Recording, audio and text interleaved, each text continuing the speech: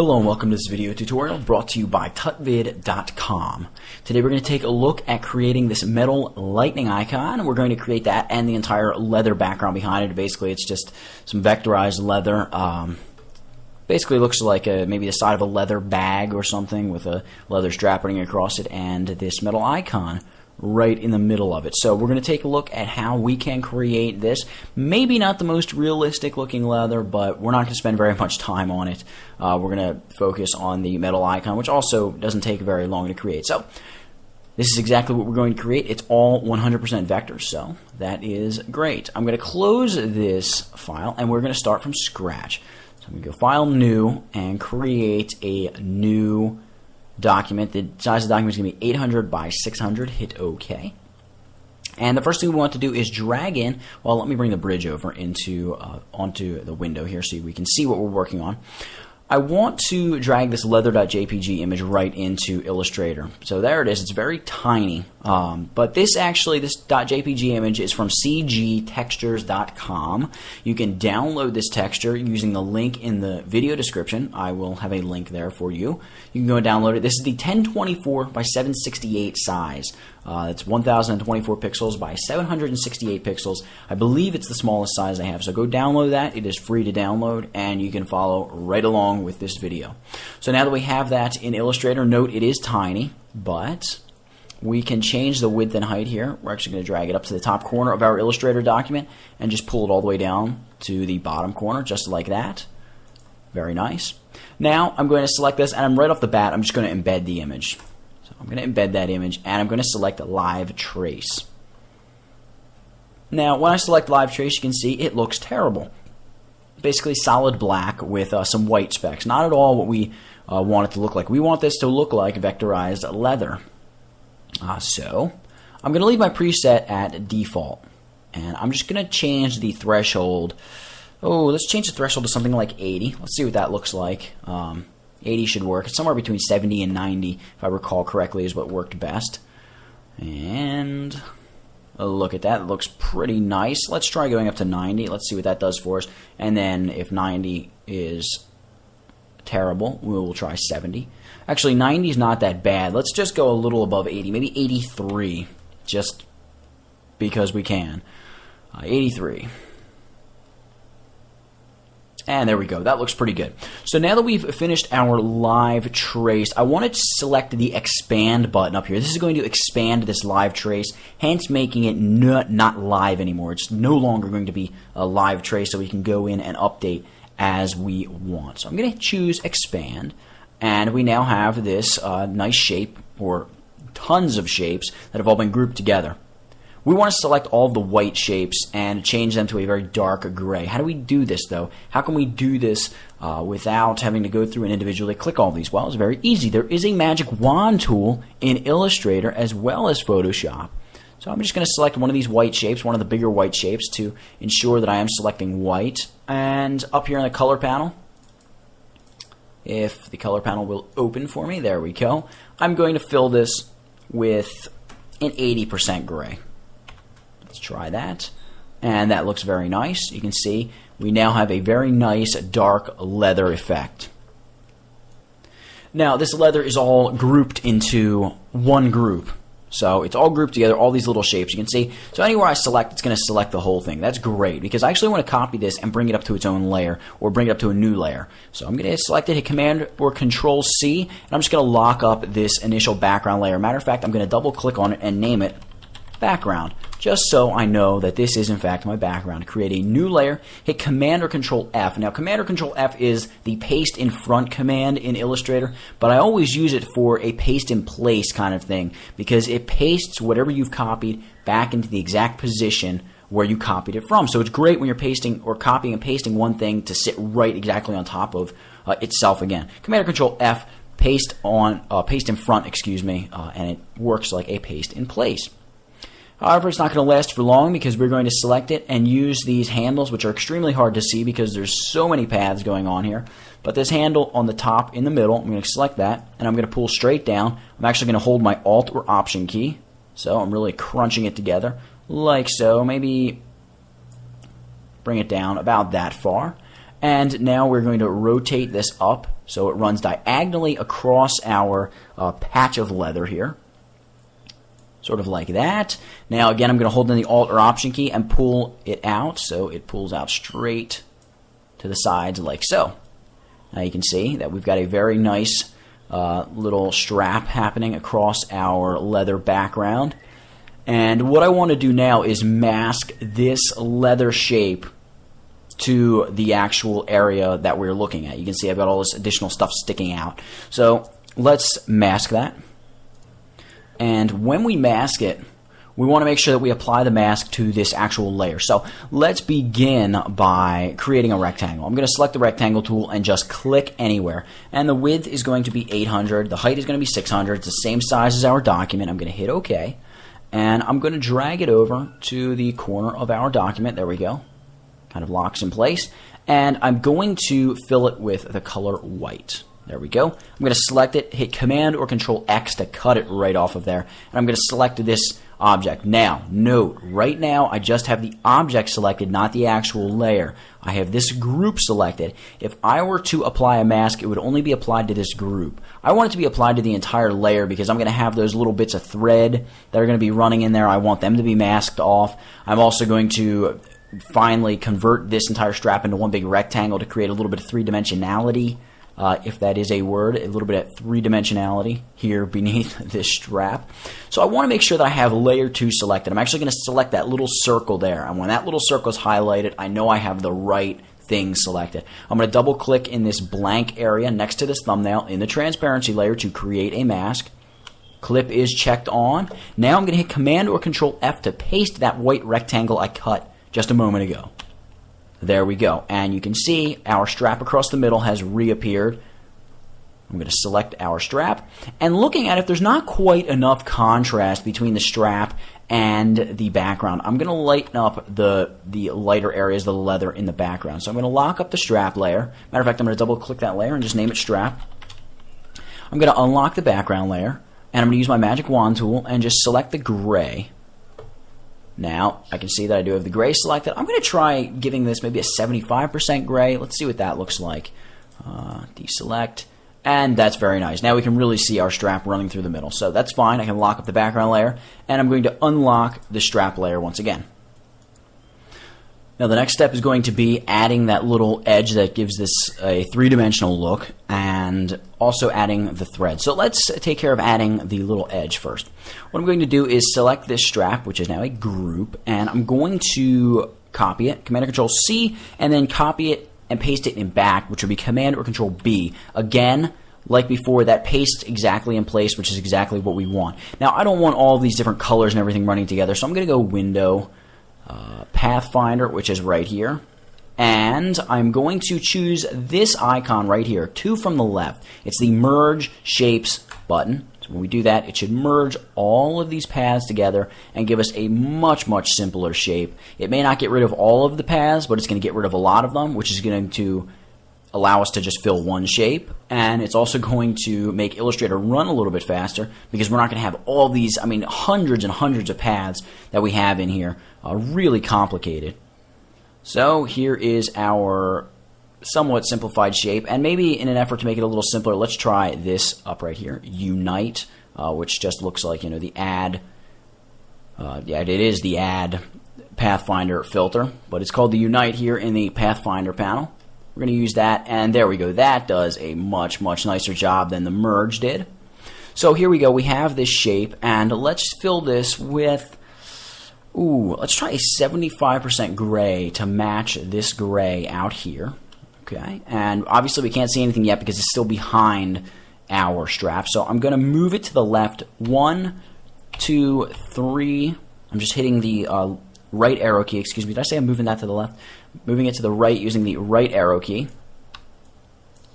Okay, I'm going to deselect, and I don't see enough of it yet. I'm going to hit Shift and the left arrow key once. There we go. Now I'm starting to see it. Okay, so we've got a little bit of an edge to our strap. I'm going to select that path. I'm going to copy it, and I'm going to paste this behind. So Command or Control B to paste that behind. And I'm going to set the color of this to 65% gray, so even lighter. Now I'm just going to hit Shift and move it down 1. So Shift and the down arrow key. Make sure we have that selected, by the way. There we go, Shift and the down arrow key. and maybe that's a little too much. Use our arrow keys and just nudge it up a tiny, tiny bit. So now we've got a nice little edge here to our leather strap. So just play around with that edge. You know, if you feel like it's to come out further, bring it out further. If you want the grays to be a little darker, make them a little darker. It's no big deal. You can really play with that and tweak it to make it whatever you feel is perfect for your particular project. The last thing we need to do is add a line. We're going to add a line that comes across right about the top of the strap where the stitching would be. You know what, to make this a little bit easier, I'm going to double click on my layer. Here I've opened up layer options. I'm going to make this layer color yellow because yellow is going to stick out a little better over this black background. I'm going to draw this line of stitching straight across just like that. Now I'm actually going to nudge it down a little bit, and we need to find a brush that's going to work for us, a brush that's going to make this look like it is some stitching. And we need to, well, let me just give this a white stroke. If I look over, my tools panel is kind of hiding out here. My screen isn't quite big enough to contain it, so I'm going to select this little double arrow to double up my tools panel, and I now see I have no foreground color, or no fill color, excuse me, and no stroke. So I'm going to select stroke, and I'm going to fill that with white. There we go. So we should now have a nice white stroke running right along there. Perfect. I'm going to select that line, hold down my Alt or Option key, and duplicate it to the other side of our leather strap. There we go. I'm going to hit A for my direct selection tool, and I need to just pull this up a little bit and pull this side down a little bit to make sure it runs off of our artboard. Remember, this is all being masked because it is all within this same layer. It's all within that layer that we masked. Let me drag this guy up a little bit. Okay, so there we go. We have this this particular line, which I'm spending way too much time playing with. It's not quite straight there, so I'm going to, well, I'm going to lock up these three groups underneath it. There we go. And there we go. A little hard seeing that yellow over white. Okay, so we've now straightened that line out. What we want to do is find a brush. So I'm going to open up my brushes panel here, and I'm actually going to drag it out where everybody can see it. And I'm going to choose this little flyout menu here, choose Open Brush It or Brush Library, and we're going to go Borders, Borders Dashed. And this is going to open up the Borders Dashed panel. You can see here I've got a whole bunch of borders here I can play with.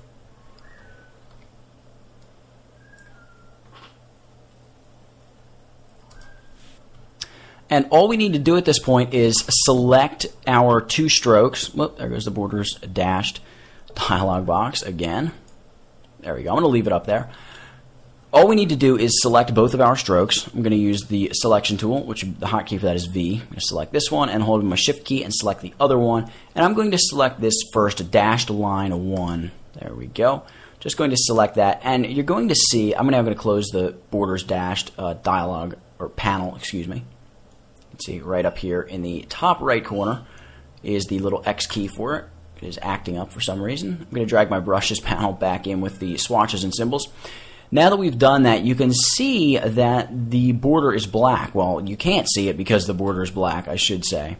So what I'm going to do is shift click both of these in the layers panel, and I'm going to go Object, Expand Appearance, and we now have a bunch of little fillable squares essentially. You can see that we have a fill here. See, we've got a black fill. We want to make this a nice, not white, but a nice light gray. So I'm going to choose white, and I'm going to deselect it. You can see we now have our white stitches. However, again, like I said before, we don't want this to be white. So what I'm going to do is select them both, hit Command or Control G to group them, and then I'm just going to reduce the opacity. So reduce the opacity to something like, well, I don't know, 75%. Let's try that. Let's see what that does. But that's not too bad. It just looks like a very light gray now. So now that we've gotten to this point where we have our leather background, we have this nice leather strap, we are to the point where we just want to place our lightning bolt. So this is going to go pretty quick, but really at this point you could take this leather strap and you could place anything you wanted on it. It could be your logo, it could be anything you want at all. So let's take a look at how to create this lightning. I'm actually going to unlock these three sub-layers of the strap layer, and I'm going to lock up the strap layer. We're going to create a new layer to create the lightning bolt on. Now,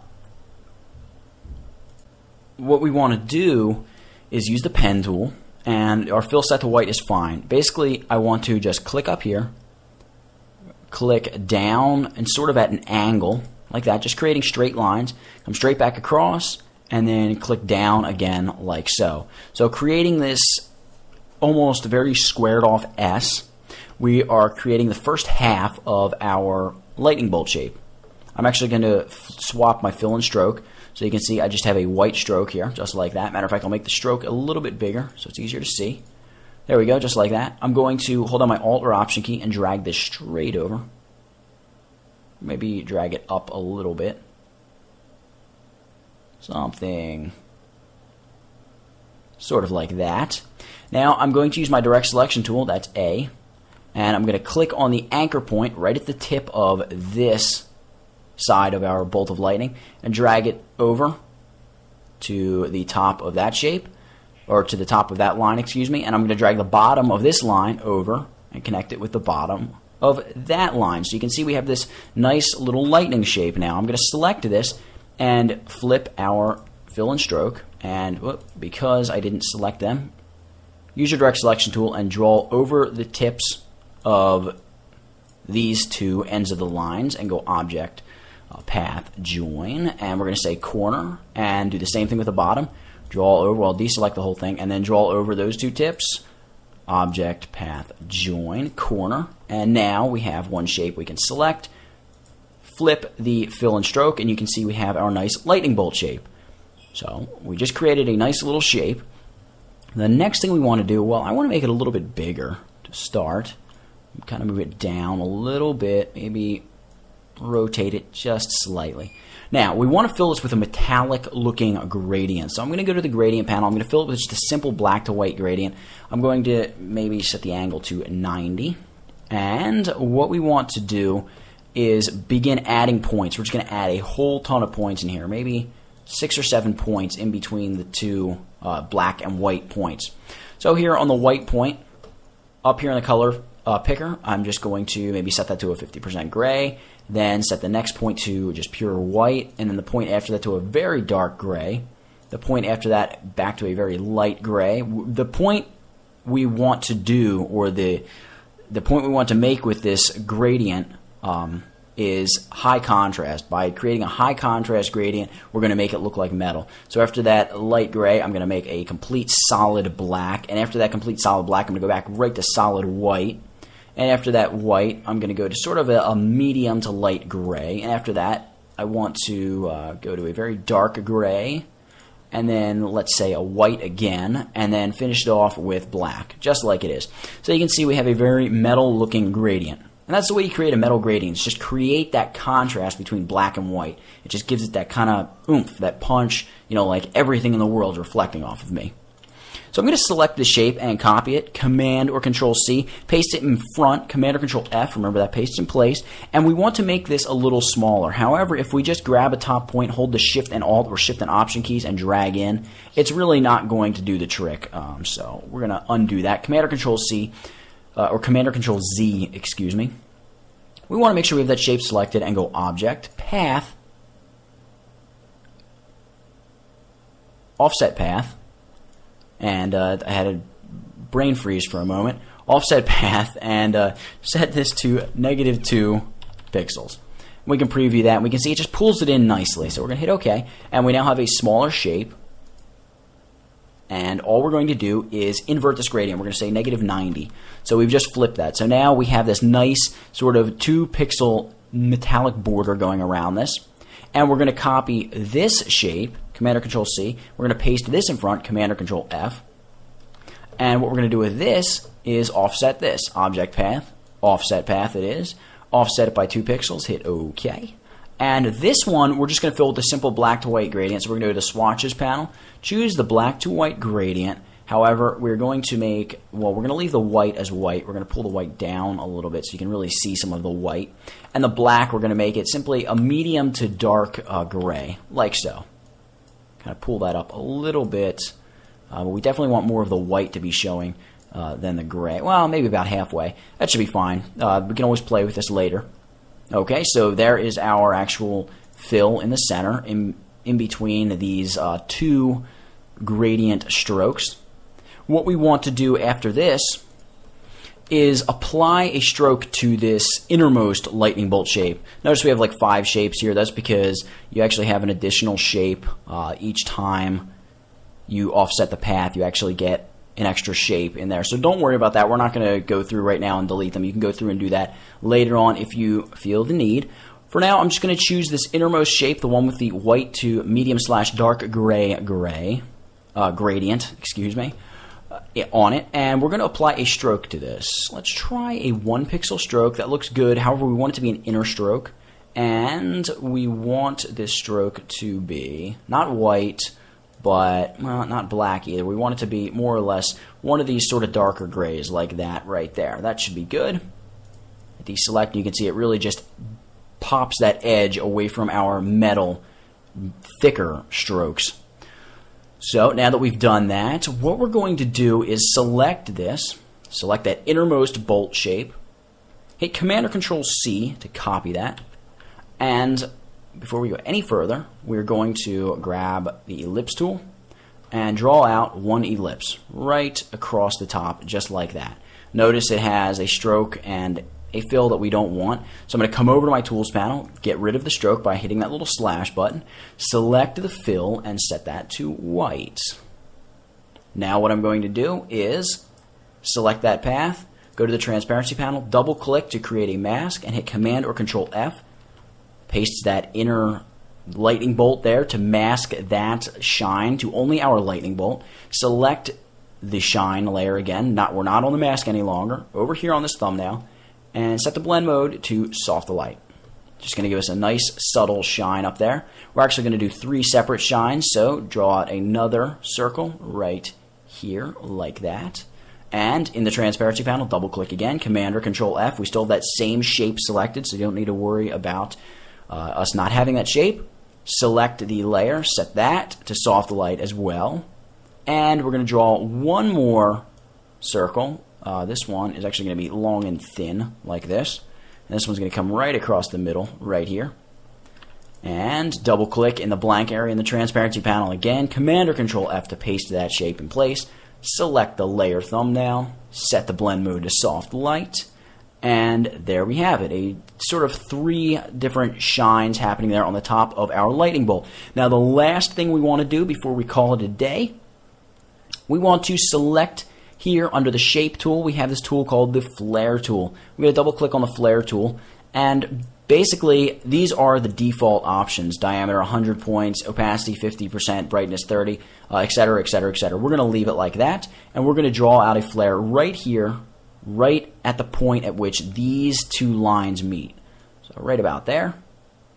There's our first flare. We're going to set it right in there. So we have a nice little shine coming off of it there. And I'm going to double click on the flare tool to bring up those options again. And this time I'm going to make the diameter 50 points and the number of rays 7. The brightness, we'll cut that in half as well, 15%, and hit OK. And we're going to set a smaller flare right down here near the base of the our metal lightning bolt. So there you have it. We've just created a nice metal lightning bolt. It took a few minutes to do, but we've created a nice little metallic looking lightning bolt. Actually, to top it all off, we could select the lowest metal stroke. Okay, you can see it's all the way right here at the bottom of this layer. And go to Effect, Stylize, Outer Glow, add an outer glow set to normal, black, make sure it's black. Opacity will be 100%. The blur will be a mere 2%, or 2 pixels, excuse me. Hit OK. You can barely see anything, but that's just to set up our second outer glow. We're going to say outer glow, apply new effect, and we're going to preview this. And this one is going to be blurred, maybe about 15 pixels, and hit OK. You can see it is very nice and darkened around our little metal lightning bolt because of that double outer glow effect we just created. And there you have it, a very simple way to create both vectorized leather and a nice little metal icon to sit on top of it all. I hope you enjoyed it. I hope you didn't get confused. It was a little tricky at times, but again, I hope you enjoyed it and I hope you learned something. Thank you very much for sitting through it, watching it, and hopefully learning a thing or two. If you enjoyed it, please go check out the site. That's www.tutvid.com.